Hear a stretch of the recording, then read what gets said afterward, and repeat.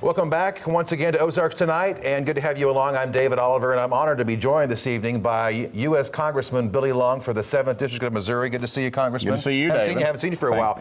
We're going to talk a little bit about a bill you've got going on in D.C. right now, because you're trying to do something for the property owners around Table Rock Lake, and it has to do with the Corps of Engineers and the master plan down there.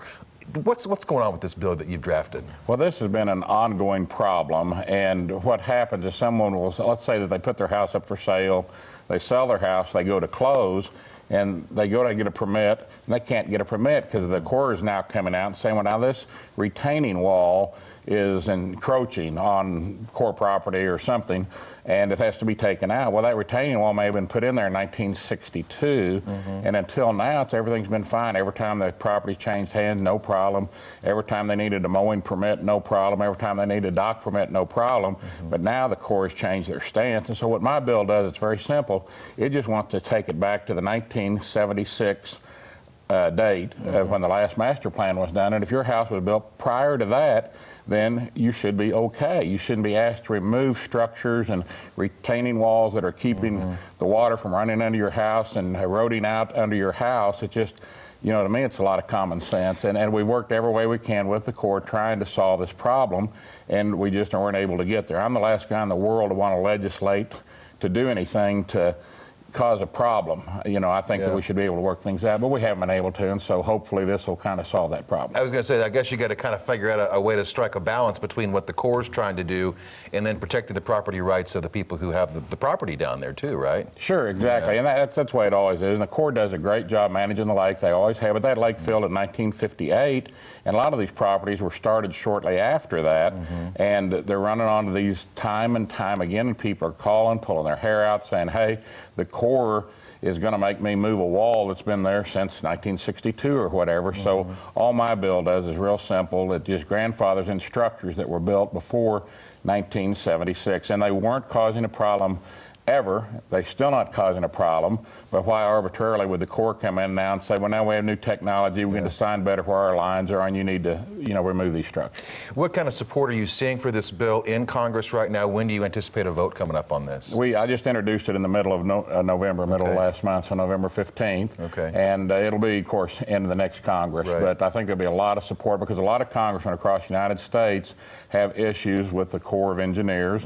And like I said, I don't want to be confrontational about it. I'm just trying to work out something in a common sense approach that helps the citizens and hopefully helps the Corps and gets people off their back. But when I'm in a restaurant around town here, people will come in and they want to talk about the no-call list and they want to talk about the Corps of Engineers. That's the two main topics that I get. Yeah. Okay.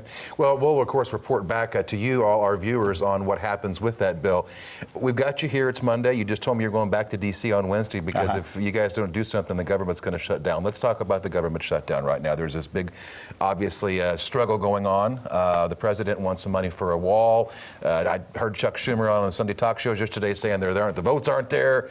What's going to happen with this thing? Well, I think that we're going to have to go to the last hour, maybe, you know, go up to Christmas Day.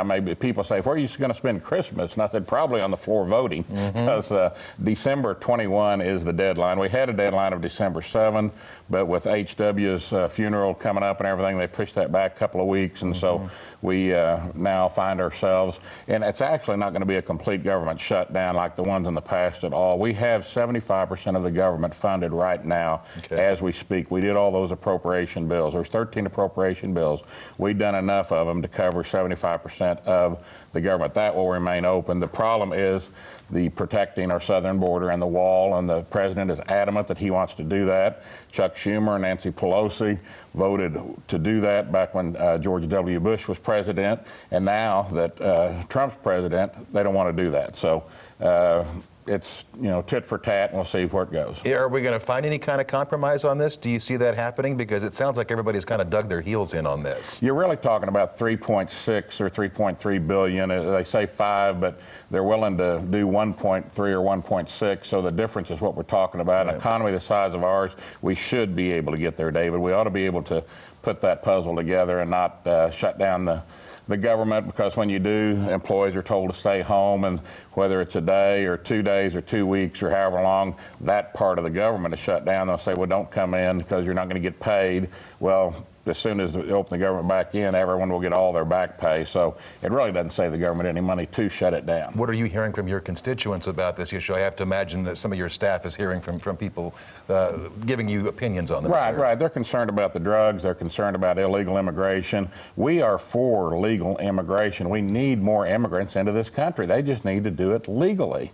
And coming up and dragging a 7-year-old across the desert and turning her over when you get up here, bringing one, a child, and thinking that's a good thing to do is really not a good thing to do. There's legal ways to immigrate, and there's a tremendous amount of drugs, as you know, coming into this country, and we want to put a stop to both those problems. Congressman Billy Long, we're going to report back to our viewers on what happens with your bill regarding the shoreline management issues down there at Table Rock, and of course we're going to find out later this week what happens out there in Congress with regard to the financing and the shutdown and the wall. You bet. Thank you, David. Good to see you, Congressman. Appreciate it. Thanks for being here. We'll have more after this quick break.